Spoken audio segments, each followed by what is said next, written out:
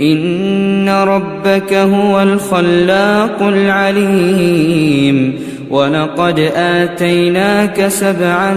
من المثاني والقرآن العظيم لا تمدن عينيك إلى ما متعنا به أزواجا منهم ولا تحزن عليهم واخفض جناحك للمؤمنين وقل إني أنا النذير المبين كما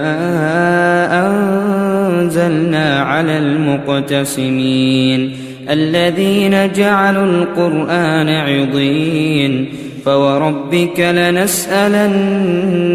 أجمعين عما كانوا يعملون فاصدع بما تؤمر وأعرض عن المشركين إنا كفيناك المستهزئين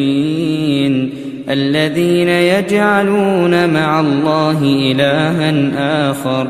فسوف يعلمون.